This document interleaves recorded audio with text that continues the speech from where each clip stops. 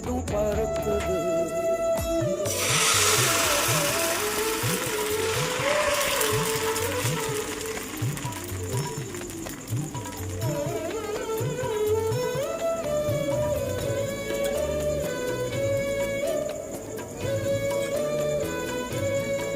இது என் பொண்ணுங்களுக்கு பிடிச்ச ஸ்பெஷல் மசால் தோசை.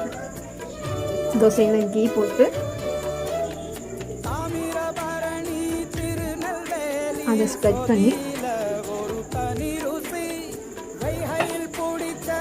கொஞ்ச நேரம் வேக விடணும்.